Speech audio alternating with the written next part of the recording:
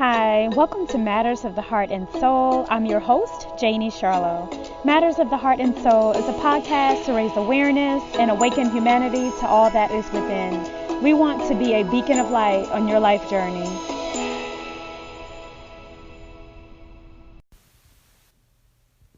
Hey guys, I'm back again. This is Sherrel Charlot, and we just wanted to take a little time to give some props to our sponsorships. We just want to thank Anchor for being our sponsor here to get our podcast going. So we want you all, as our listeners, to maybe shed some light and into your own perspective and in your own journey of life, and maybe start your own podcast, just as Anchor gave Matters of the Heart and Soul a life, and it came to life through Anchor. So consider Anchor for your podcasting.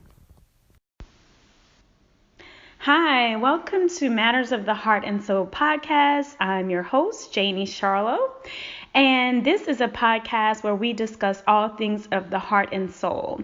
So today we have a very special guest. We have my sister, Sherrel Charlot, and I wanted to bring her on as a guest because she had a very different route, I feel, to retirement at 38 years old. So welcome to the show, Sherrel. Oh, thank you so much, Janie. It's my pleasure. Yeah, so go ahead, just introduce yourself. Just tell us a little bit about yourself, and then we're going to go ahead and get into how you were able to retire at 38 years old. Absolutely. So again, I'm Janie's oldest sister. Yes, the oldest one. And I am married, have a son. And right now, with the blessing of God, we are expecting our my son is he having a baby in March. So we are so proud and blessed. Okay. So, Sherrel, you took the military route, and I think it was very impressive that you were able to retire at 38 years old, because I'm currently 38 years old, and I'm not close to retirement. So I want you to shed a little bit of light, especially for those listeners that want to choose the military route versus a traditional college route or a trade school route, especially for families who maybe can't afford college, especially families of color who may not have college funds saved for their kids. Mm-hmm. So shed a little bit of light on how you were able to accomplish that. Right. So I'll start that, of course, I was from a small town. We are from a small mm-hmm. town. And, I wanted to make a difference. I was the oldest. I wanted to be able to get out there, be successful, give back, mm-hmm. and be that role model for my siblings. So what I decided to do is I decided to go to the military. Mm-hmm. I did a lot of research. Mm-hmm. I couldn't afford at that mm-hmm. time. So was college an option at all at that time? Or no. What was your, when you were at 17 or 18 years old and decided, okay, I need to do something with my life, what were you thinking at that point? So at that point I was thinking college wasn't an option for me. And why was it? Because we could not afford it. Okay. We could not afford it. Was financial aid available during? At that time it was, but back then I did not do enough research. And what year was that? 1987.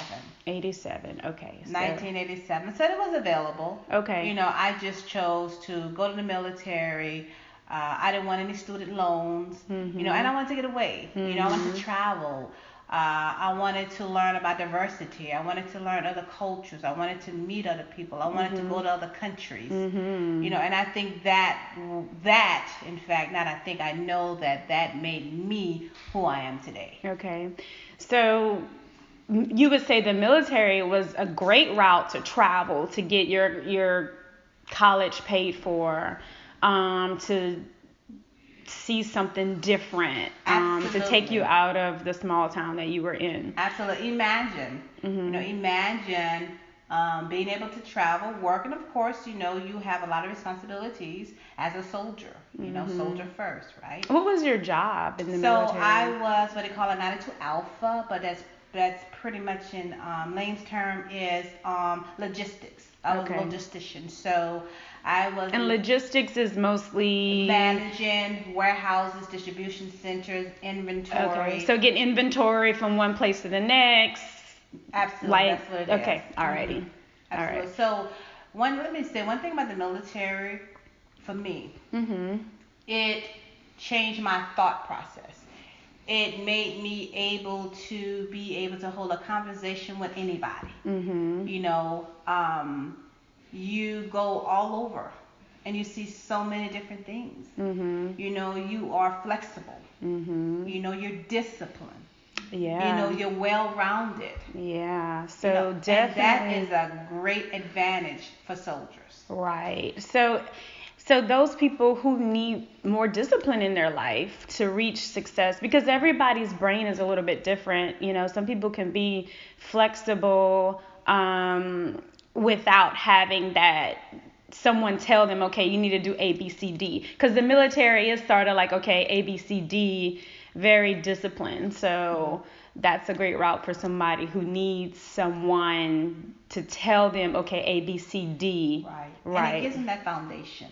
Yeah. You know, not everybody goes and retire like I did. Right. But did you set out to retire when you went in at 17 years old? No, I did not. Okay. What was your I did not, thinking at 17 years old? At 17, yay, I'm going to get in. I'm going to go. I'm going to make a difference. I'm going to help my family. I'm going to get some education. Right. That was my route. You know, but once I got in, I liked it. Mhm. I liked it. People they took care of you. They told you what to do, when to do it, where to do it, how to do it.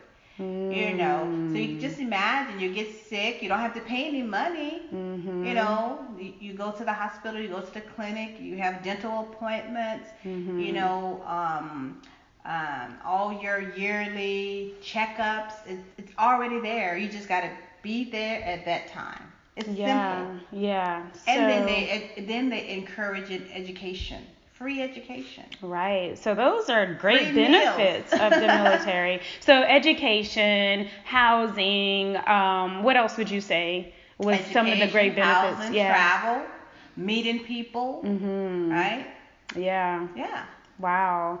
Conflict management. Mhm. You know, they have a lot of free courses, seminars. They send you to, as you go through the ranks, you go through different leadership courses to teach you how to be a leader at different levels for free. And then think about it. You compare that to you that went to school, right? So you had to pay for that. Right. I got that for free. Right.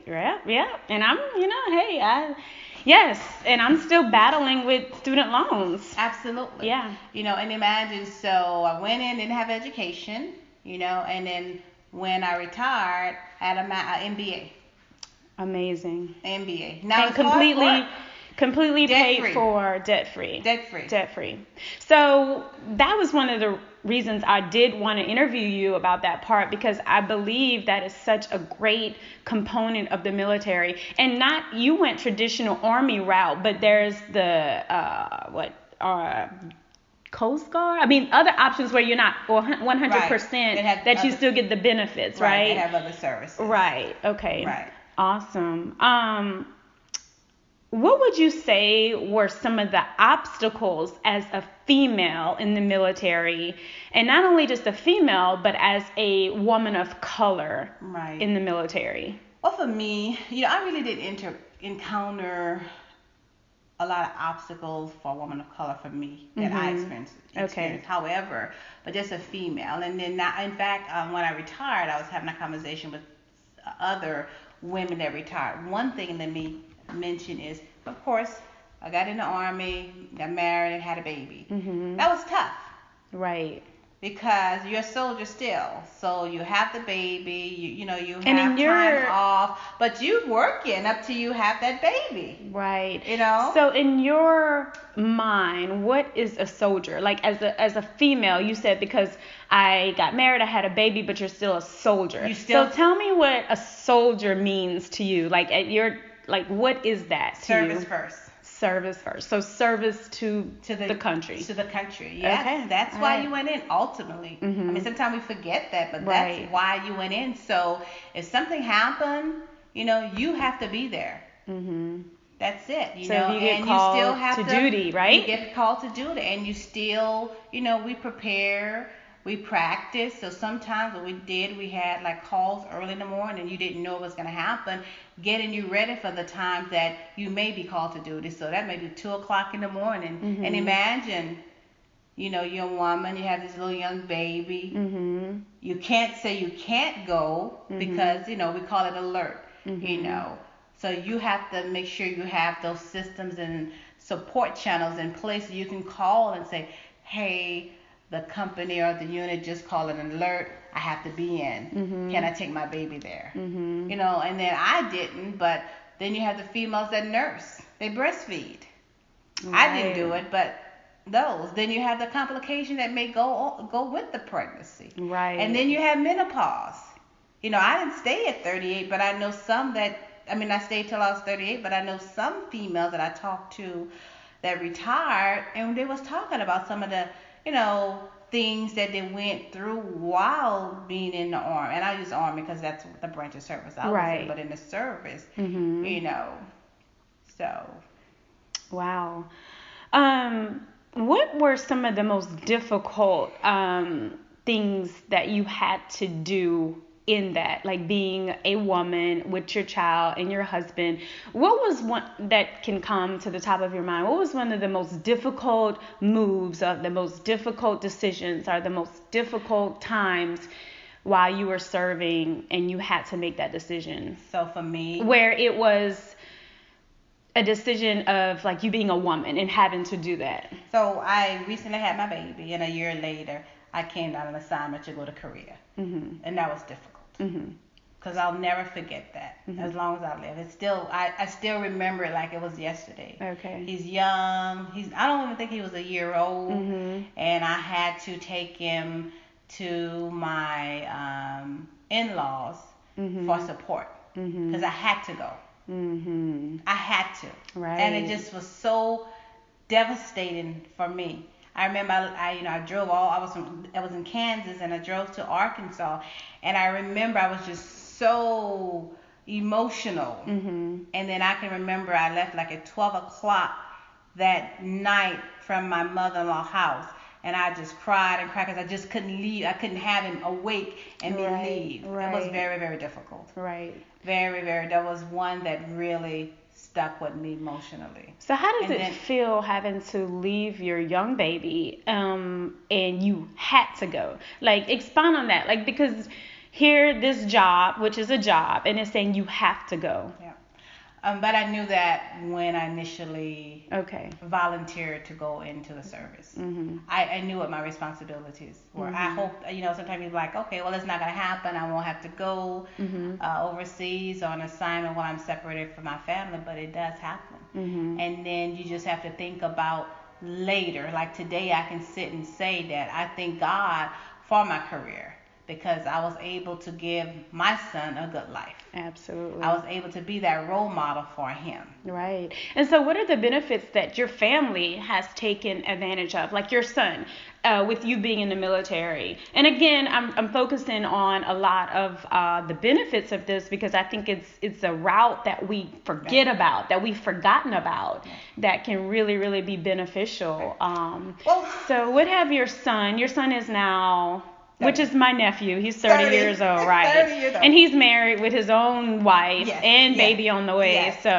What at 30, or even, you know, up until now, what has he benefit from with just you being in the military? Right. And I'm saying this because it benefits not just the soldier, but the whole family. It did. I'm in medical. You know, so insurance was a benefit. So he was able to live on a military installation. The community is close knit, safe. Ability. And your child growing up in a diverse area. Not afraid to move from one city to the next. Able to meet friends in different areas. Broaden his mind. Absolutely. Yeah. And later he decided to go that route. So, and he already understood it. Right. He didn't stay like his mom the 20 years, but he was able to build that foundation. He went overseas a couple times, but he was able to build that foundation, you know, and prepare him for his family. Right. And Right. he went to school. Education free. Absolutely. And medical benefits. So he was able to use the educational part. And what is that called? So it's a GI Bill. A GI Bill. Whenever. Yeah. Like. So he got out of the Army, or even when he's in, you can utilize it. And he used it under you. No, he used it under him. Okay. Yes, because I was still in when he went in the service. Oh, I was still a soldier, so it's really amazing. So he went in February 2008, and I retired 1 March 2008. I went on the retirement list. Okay. Isn't that a blessing? It's a blessing. I think it's an amazing route. So once again, we are talking to Sherrel Charlot. She is my oldest sister, and I just wanted her to come on the show and just kind of shed some light on the career path that she chose, and how I think it was a great route for her to retire at 38 years old. 38 years old. You don't even really know what you want to do with life at 38 years old. And here you have already served an entire career, 20 years already in the military. And I'm on my third now. And yeah, so she's on her third career. So we're just discussing that and the benefits of the military that I think for people who may want to go to college but can't afford it, and just thinking about, okay, this may be a different route, because not everybody have to go the traditional college route with all the student loan. And I think yesterday I was listening to something, and it said we're over $1 trillion debt in student loans. So now tell us a little.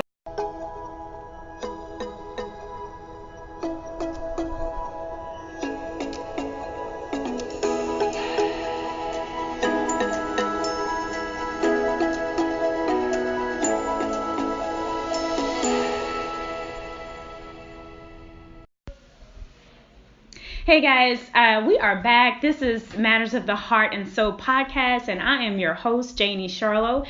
And we are back with Miss Sherrel Charlot, who is my sister, and we have been talking about just the route she took through the military, and we just got finished wrapping up about student loans and how she is completely debt-free with a master's, and she went through the military, and I just think that's amazing.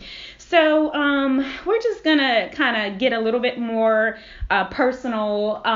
So you were retired. I am. At 38 years old. And how old are you now? I'm 50. So 50 years old. And what are you doing now? What is life for you now? So life is a blessing. Life is good. Life is family. Life is love for me.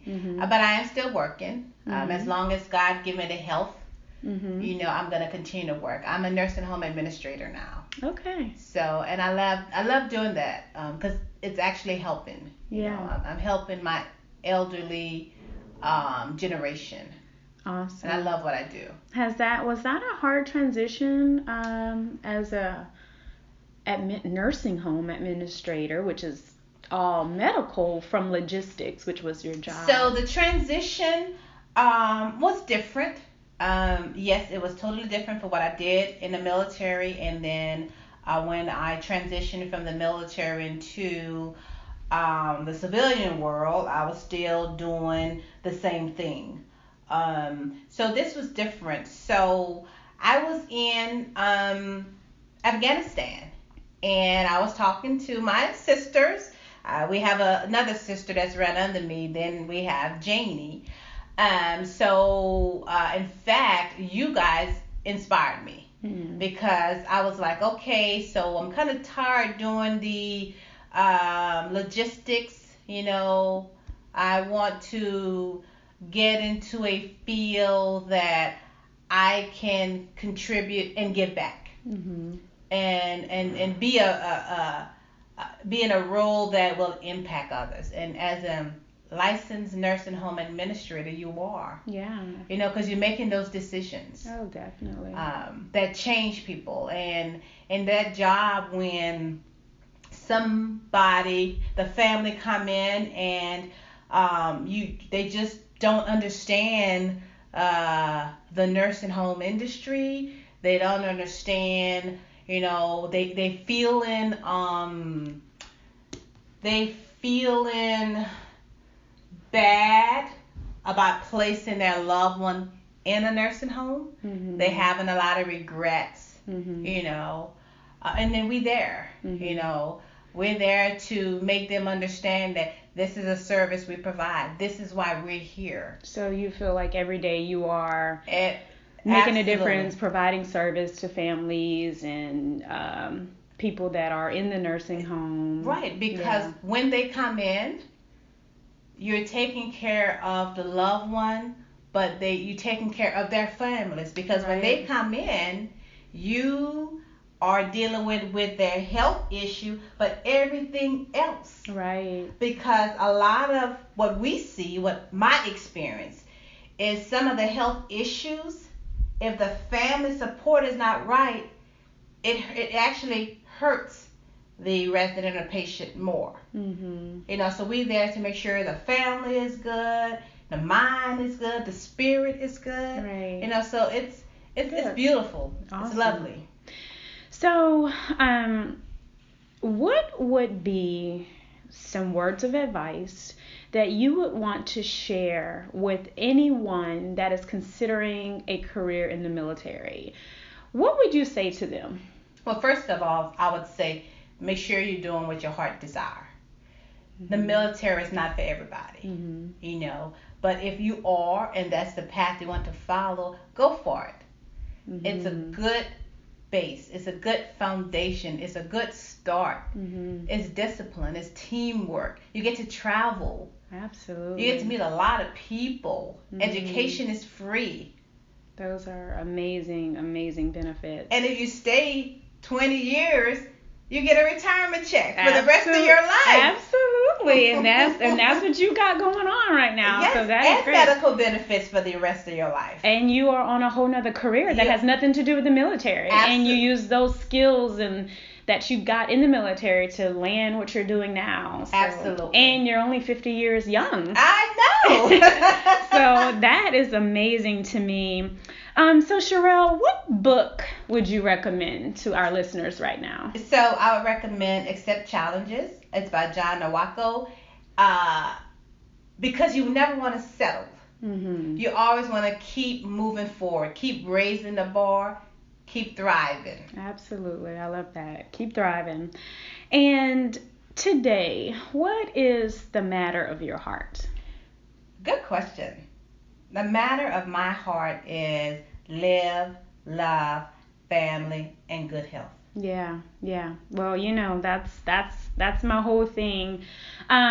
Which one of those would you say is the most important matter for you on this day? Because we know tomorrow may be different, but on this day, at this time of this talk that we're having. Love and family. Love and family. You can't have one without the other. Yeah, absolutely. I like that for sure. All right, so I just want to thank you so much for taking the time to do this with me. Sherrel, again, she is my sister, and she has been a beautiful beacon of light in my personal life.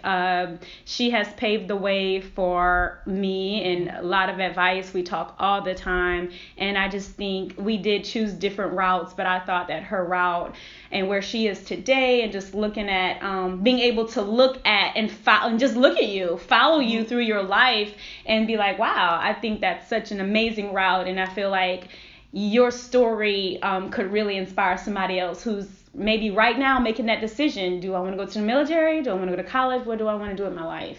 So I think your story is very inspirational. And I want to thank you for your service. You're welcome. And one more thing I want to add, and Janie and I say this all the time. For all those that's out there that say they can't, right? They don't have, they can't, it's hard. You can. Absolutely. And it's not where you came from, it's where you're going. Absolutely. It's in the mind first. Yes, it's where you're going. All right. So once again, this is Matters of the Heart and Matters of the Heart and Soul podcast. I am your host, Janie Charlot, and we had a wonderful, wonderful talk with Sherrel Charlot. Stay tuned for our next episode.